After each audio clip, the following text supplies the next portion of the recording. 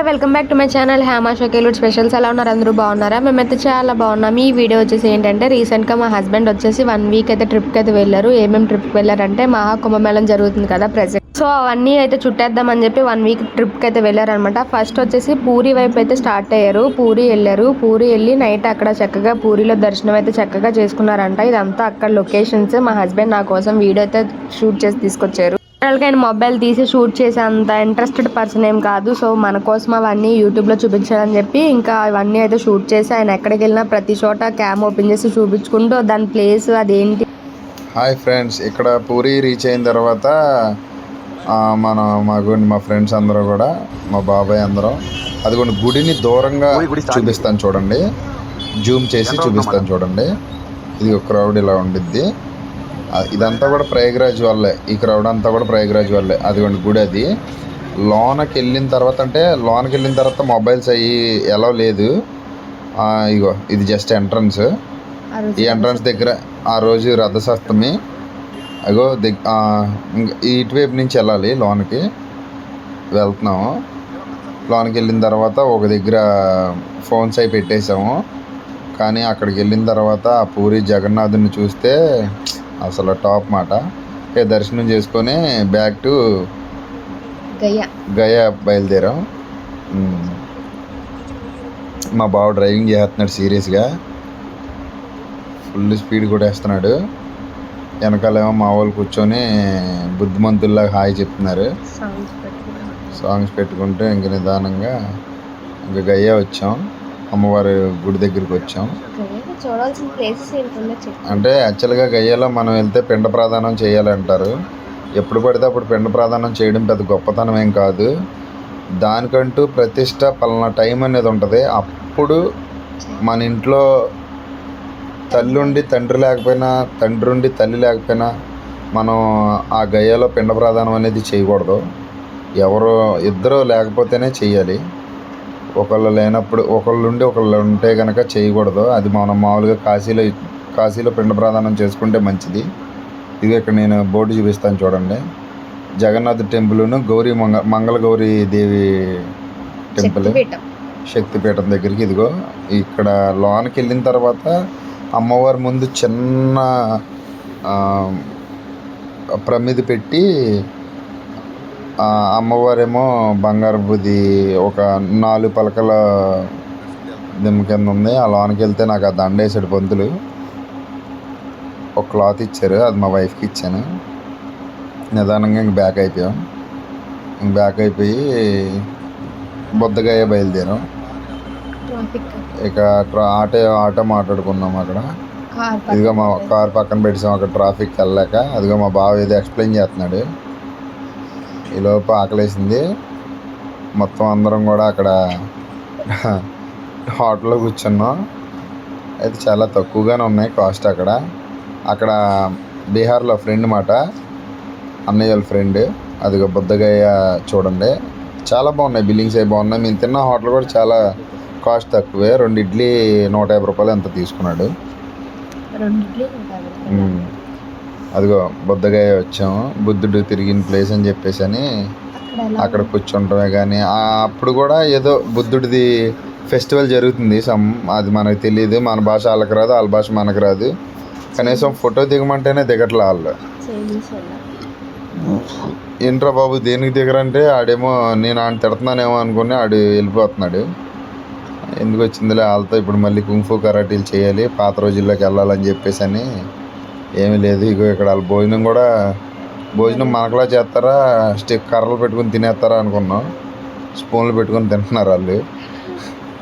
ఒక్కొక్కరు మాత్రం దుప్పట్లు కప్పేశారు.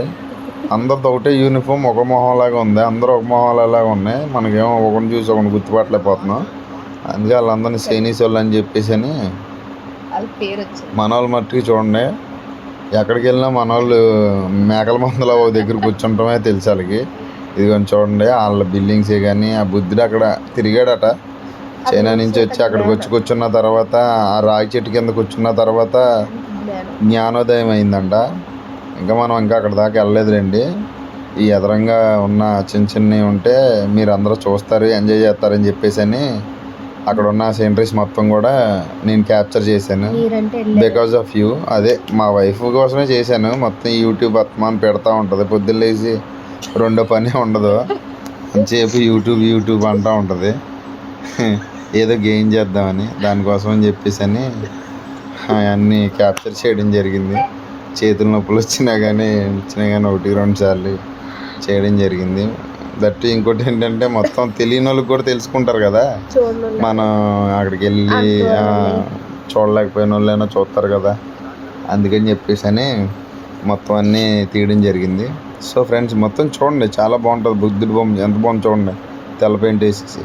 ఇక్కడ 90 అడుగులు అంట. మన ఏలూరులో మరి ఎన్నో బుద్ధుడి పార్క్ దగ్గర ఇదిగోండి, ఈయన చూడండి, ఈయన చిన్న సైజ్ సాధులా ఉంటాడు మా బాబాయ్. ఇప్పుడు గుండు కొట్టి ఇచ్చేళ్ళండి. కుర్రోడు పరిగెట్టినట్టు పరిగెడతా ఉంటాడు. గబాల్ మన ఎక్కడికైనా పరిగెడుతున్నాడు అనుకుంటారు. ఆ బుద్ధుడి బొమ్మ చూడండి, 90 అడుగులంట. ఏంటో నాకు అర్థం కాదు. బుద్ధుడు దేవుడైన స్థలం అయితే కనుక బుద్ధగయ్య. ఇక అక్కడి నుంచి బయలుదేరిపోయాం, ఇంకా ప్రయాగ్రాజ్ స్టార్ట్ అయ్యాం. ఇక చూడండి, ట్రాఫిక్ జామ్ మొదలైంది. సినిమా మ్యూజికల్ నైట్ మాకు. ఇక నాకు కార్ ఆప్ చెప్పారు, మా బావ తీస్తున్నాడు వీడియో. ఇంకా డ్రైవింగ్ నాకు ఇచ్చారు. ఇక నాకు ఇస్తే తెలుసు కదా, మామూలుగా ఉండదు. ఇక ఇవన్నీ ఉండదు. ఆ పక్క నుంచి ఈ పక్క నుంచి ఆ పక్క నుంచి తీసుకొచ్చాను. ఇక ఏదో రకంగా తీసుకొచ్చేసి ముందు నేను వచ్చేస్తున్నాను. ఇంకా అలా స్టక్ అయిపోయారు. ఇదంతా కనపడేదంతా కూడా ట్రాఫికే. ఇంకా అక్కడికి వెళ్ళిన తర్వాత ఇక ప్రయాగ్రాజ్ చూడండి, చలికి పిచ్చకొక్కల్లా తిరుగుతున్నాం. ఏం చేయాలి తెలియక దెయ్యాల్లా చూడండి. అర్ధరాత్రి 2 అవుతుంది. అలా పరిగెడుతున్నాము. 10 కిలోమీటర్ల ముందు నుంచి పరిగెడుతూ ఉంటే చక్మని మనకి ఒక ఆటో దొరికిందన్నమాట. సిమెంట్ తిరిగేది ఆటో దొరికింది. ఆటోతో చక్కగా ప్రయాగ్రాజ్ స్టార్ట్ అయ్యాం. ఆడు నలుగురికి 400 అడిగాడు. పెద్ద దర్బులు అడుగుతున్నాం. నలుగురికి 400 అని. అరే బాబు 1000 రూపాయలు ఇస్తాం, ముందు మమ్మల్ని అక్కడ దింపి మళ్ళీ ఇక్కడ దింపారా బాబు అంటే అక్కడ ఒక 500 ఎక్స్ట్రా తీసుకొని వెయిట్ చేస్తానని చెప్పేసి అని అన్నాడు. షార్ట్ కట్స్లో చక్కగా ఆ సందులోంచి ఈ సందులోంచి తీసుకెళ్తున్నాడు. అయితే అక్కడ మా అన్నయ్య ఏమనుకుంటున్నాడంటే ఇటు మమ్మల్ని తీసుకెళ్ళి డబ్బులు వసూలు చేస్తారు అనుకున్నాడు. అయితే అలాగేం జరగలేదు పాపం. చాలా జెన్యున్గా తీసుకెళ్ళి అంటే ఆడు ఎక్కడ వదిలేసినా మనం ఇంకా వెళ్ళిపోవాలి, కానీ మమ్మల్ని చాలా దగ్గరికి తీసుకెళ్ళాడు పాపం. ఆడు ఒక 1/2 కిలోమీటర్ కూడా నడిచి ఉన్నాం మేము, అంతే. అంత దగ్గరికి తీసుకెళ్ళాడు. ఎందుకంటే ఆడు ప్యాసింజర్ ఆటో కాదు కదా, అదేదో తీసుకెళ్తున్నాడు అని అనుకున్నారు. మమ్మల్ని కూడా పనోళ్ళు అనుకున్నారు. అలాగే ఉన్నాం మేము. అంటే డ్రైవింగ్ చేసి అవి చేసి ఇవి చేసి ఇంకా వీడియోస్లో ఇప్పుడు మీరు మిడ్ నైట్ కాబట్టి ఇంత మీకు ఫ్రీగా కనపడుతుంది. అందరూ పడుకుని పోయారు మిడ్ నైట్ కాబట్టి. లేదని మార్నింగ్ అయితే ఇదంతా ఫుల్ క్రౌడ్. మేము వచ్చేటప్పటికే ఫుల్ క్రౌడ్. ఇగో బయలుదేరిపోతున్నారు చూడండి, చాలా క్రౌడ్ మొత్తం. అక్కడ ఎడార్లు వేసి అయ్యా అస్సలు మోడీ గారికి చెప్పుకోవాలండి, హ్యాట్స్ ఆఫ్ చెప్పొచ్చండి.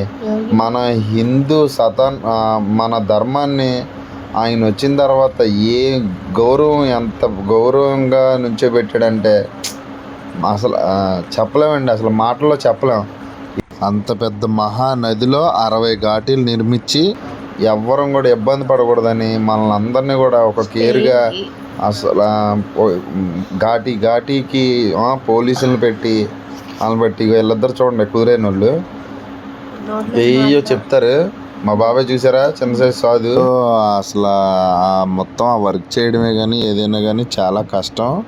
అలాంటిది అంత డిపార్ట్మెంట్ని మెయింటైన్ అసలు అదే బ్రిడ్జ్, ప్రయాగ్రాజ్ బ్రిడ్జ్ అసలు ఎంత ఇదంటే బాబోయ్. అసలు మోడీ గారి కోసం చెప్పాలనుకుంటే హ్యాట్స్ ఆఫ్ అండి. అసలు 144 సంవత్సరాల తర్వాత వచ్చిందంటే వాళ్ళ దగ్గరగా ఒక 6 నెలలు బట్టి చేస్తున్నారంటండి ఆ వర్క్. మేము అక్కడ అడిగితే 6 నెలలు పట్టిందంటండి. 6 నెలలు కూడా ఎంతమందిని, అసలు ఎన్ని వేల మందిని పిలిస్తే అంత వర్క్ అవుద్ది. అసలు ఎంత గట్టిగా చేయించారంటే అసలు చాలా అండి బాబు. అంటే 6వ నెంబర్లో నుంచి వెళ్ళాలి. ఇది 6వ నెంబర్లోంచి ఇది అవుట్కి వెళ్ళేది 1లోంచి వెళ్ళిపోవాలన్నమాట. ఇదిగోండి స్నానాలు చేసేసాము, 1లోంచి బయటకు వచ్చేస్తున్నాం అన్నమాట. స్నానాలు చేసాము మేము. స్నానాలు చేసేసాము. స్నానాలు చేసేసి ఇంక ఒకటిలోంచి వచ్చేస్తున్నాం బయటికి. ఇంక బయటకు వచ్చేది ఇగో చూడండి జనాభా చూడండి. అప్పుడు 4 అలా అవుతుంది కదా. చూడండి 2:30 అలాగ అవుతుందండి టైము. 2:30 ఆర్ 1:30 అంతే. అలాగంత అదే టైం అవుద్ది. అలా చూడండి జనాభా చూడండి ఎలా ఉన్నారు. అసలు ఎంత క్రౌడ్ చూడండి. ఇక మళ్ళీ ఇంక మేము బయలుదేరిపోయాము. స్నానాలు గినాలు అన్నీ చేసి ఇక నిదానంగా సర్దేసాం. మా తట్టా పొట్టా సర్దుకొని ఇంక మళ్ళీ మా ఆటోని ఎత్తుక్కుంటాకి ఆడెక్కడో టీ తాగుతున్నాడు. భయ్య ఆవు ఆవు అంటున్నాడు. ఆడు ఆవు అంటున్నాడో మేక అంటున్నాడో నాకు అర్థం కావట్లేదు. నాకేమో తెలుగు రాదు, ఆడికేమో తెలుగు రాదు, నాకేమో హిందీ రాదు. ఏదో రకంగా ఆడు మమ్మల్ని దింపుతాడా దింపడా అని చెప్పేసి ఆడిని ఎత్తుక్కుంటూ పోయామాట. ఆడు నిదానంగా పాపం ఆడు నిజంగా దేవుడిలాగా ఆడు అక్కడే ఉన్నాడండి. అక్కడే ఉన్నాడు. ఇంక మేము నిదానంగా వెళ్ళి చక్కగా ఆటో ఎక్కి ఈలోపు మా బావ ఏమో ఏయో జోకులు వేస్తున్నాడు. కుళ్ళు జోకులు. మన తెలుగు వాళ్ళేనండి మొత్తం. మన 144 years కంటే మన పిల్లలు మనం కూడా మళ్ళీ అసలు అవ్వదు. అదిగోండి స్నానాలు చేసిన తర్వాత మా మొక్కలు చూడండి తెల్లగా మారిపోయినాయన్నమాట. అసలు ఎంత చలి అంటే ఎంత కూలింగ్ ఉందంటే అదిగోండి మా బాబాయ్ చూడండి మొత్తం నలిపేస్తున్నాడు. ఆ పక్కన ఉన్న ఆయన చూసారా ఆ స్పెట్స్ పెట్టుకుని అదే వేరేగా నుంచున్నాడు చూసారా. అదిగోండి అతను కారు ఎక్కిన కాడి నుంచి పడుకోవడమేనండి. భోజనానికి ఆగుతూ టిఫిన్కి ఆగినప్పుడు మాత్రమే మెలుకుంటున్నాడండి. మామూలు టైంలో మాత్రం పడుకుంటమే.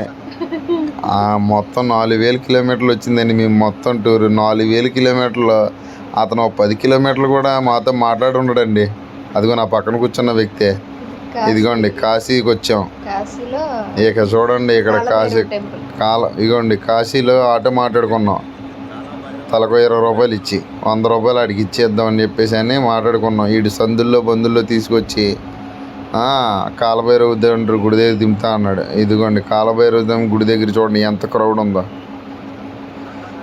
ఇక క్రౌడ్ అయిపోయిన తర్వాత ఇంకా అక్కడ కాలభైరవ దగ్గర దర్శనం చేసుకోకుండా ఇంకా డైరెక్ట్గా ఘాట్లోకి వెళ్ళి స్నానమే చేద్దాము, గంగా నదిలో స్నానమే చేసి ఇంక బయలుదేరిపోవచ్చులే అని చెప్పేసి అని అనుకొని ఇదిగో ఇంక ఈ సందులో పడి మణికంఠ ఘాట్ మించి వెళ్తున్నాం. ఇదిగో ఇదంతా కూడా గర్భగుడి గోడమాట. ఇది ఆల్రెడీ వెళ్ళిన వాళ్ళు అయితే కనుక తెలుస్తుంది. ఇది మణికంఠ ఘాట్లోంచి వెళ్తున్నాం కిందకి.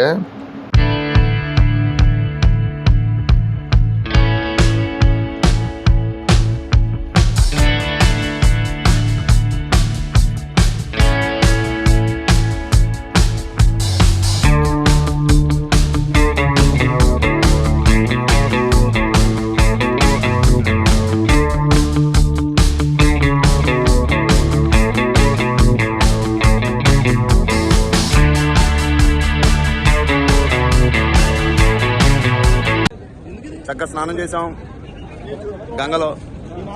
హ్యాపీగా బోట్ మాట్లాడుకొని బోట్ ఎక్కుతాం. హర హర మహాదేవ శంభో శంకర ఓం నమ శివాయ. బోట్ ఎక్కుతాం ఇప్పుడే.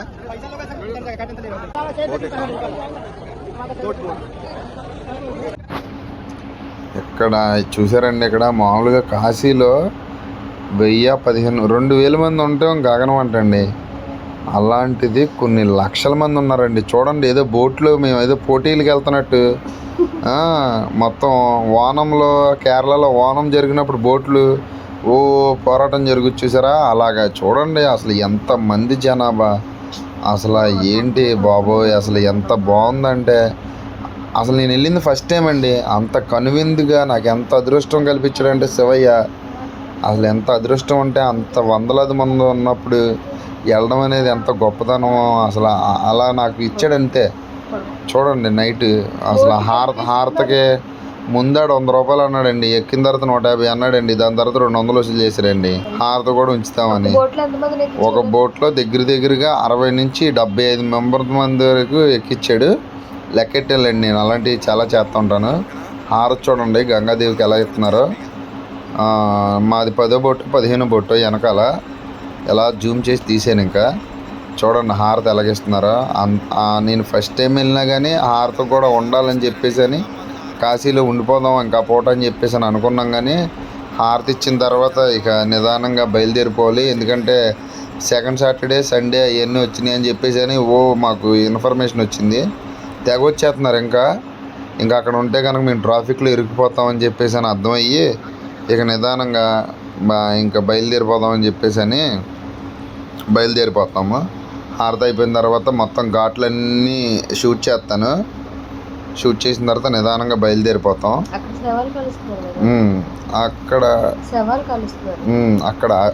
పొగ వస్తుంది చూసావా, ఇదిగోండి ఈ పొగ వస్తుంది చూసారా, ఈ పొగ వచ్చే దగ్గర కాలుస్తున్నారు, శవాలను కాలుస్తున్నారు. ఆ పొగ మన శివయ్య గోపురం వైపే వెళ్తుందంట. ఆ పొగ ఎటు కాల్చినా ఆ గోపురం వైపే వెళ్తుందంట. ఆ శివయ్యకి ఏదైనా ఇష్టమేనండి, లీలాకారుడు కదా. ఇక దర్శనానికి వెళ్తున్నామండి. దర్శనం మెయిన్ ఎంట్రన్స్. ఇక లోనికి వెళ్ళాలి. మనకు అక్కడ సిఏ గారు తెలిసిన ఆయన ఒక ఆయన ఉన్నారు. ఇక ఆయన ఎమ్మటే లోనికి తీసుకెళ్ళి ఎమ్మటే దర్శనం అయిపోయింది. ఎమ్మటే వచ్చేసాం ఎక్సలెంట్గా. అసలు ఆయన లేకపోతే మాకు దర్శనం కూడా అవ్వదు. పూట అంతమంది జనాభా ఉన్నారు. ఏదో రకంగా మాకు శివయ్య దర్శనం కల్పించాడు. ఇదిగోండి మా బావ చూడండి, మంచి గ్లామర్గా తయారై ఉంటాడు ఎప్పటికప్పుడు, నిండు కళ్ళుకుండలాగా. అదిగోండి మా బాబాయ్ చూడండి, అసలు ఏమీ లెక్క చేయడు. ముందు అందరిని గుద్దుకొని వచ్చి టాటా చెప్పాలి. అదిగోండి చూడండి, మాకు దర్శనం బాగా అయిందని చెప్తాకి ఆ తిప్పలన్నీ. మా బాబాయ్ మాత్రం ఎంత ఎనర్జెటిక్గా ఉంటాడంటే అదిగోండి లోన్ స్నానం చేయించేస్తున్నారు శివయ్యకి. ఎంత బాగున్నాడు చూడండి, ఎంత అందంగా ఉన్నాడు చూడండి శివయ్య. ఇక వచ్చారండి. ఇక కాలభైరవ గుడి దగ్గరికి నేను లోనికి వెళ్ళి కాలభైరవుని దర్శనం చేసుకొని వచ్చే గ్యాప్లో వీళ్ళు ఏం చేస్తున్నారా అంటే తలకు కంప్యూటర్ సాఫ్ట్వేర్ ఇంజనీర్ లాగా ఫోన్లు పట్టుకొని చూసుకుంటున్నారు. ఇక మళ్ళీ మా రైల్వే స్టేషన్లో పెట్టాం మా కార్ పార్కింగ్. ఇక కార్ పార్కింగ్ దగ్గర నుంచి ఇక రైల్వే స్టేషన్ దాటేసి వచ్చేసాం. ఇక మధ్యలో ఆపాము. మా బావ చూడండి తింగరగా చూస్తున్నాడు. ఏం చేద్దామండి, వాళ్ళతో చేపించాము వీళ్ళతో చేపించామని చెప్తున్నాడు. ఎంతసేపు ఏదో మీటింగ్ చెప్తాడండి మా బావ. మా చెల్లికి చెప్పిన మీటింగే మాకు చెప్తాడు. విపరీతంగా చలి ఉంది. ఇక ఆకలి అన్నం వేసేస్తా, టిఫిన్కి ఆకలి వేసేస్తుంది. అది కొంచెం చెప్పాను కదా, ఆయన మీకు తినే దగ్గరే కనపడతాడు. ఆయన చెప్పాను కదా లేచాడు. లేదనుకుంటే మామూలుగా అయితే పడుకోలే ఉంటాడు. ఆ వీడియో మీకు బొయ్యలో పెడతానండి. ఇక హైదరాబాద్లో ఆగాము. హైదరాబాద్లో ఆగి స్నానం అయి చేసి పడుకుని పోయాము నైట్. ఇక నా పొద్దున్నే మా అన్నయ్య పడుకుంటున్నాడో తెలీదు, తోలుతున్నాడో తెలీదు. ఇంకా అలా నిదానంగా తీసుకొచ్చేసాడు. ఎలాగైతేనే అలాగా చాలా జాగ్రత్తగా ముగిసింది. ఇగో ఇంటికి వచ్చాను. నా కొడుకు ప్రేమ చూడండి, ఓ ముద్దులు పెట్టేస్తున్నాడు. ఎక్కడికి అమెరికా వెళ్ళిపోయాను అనుకో.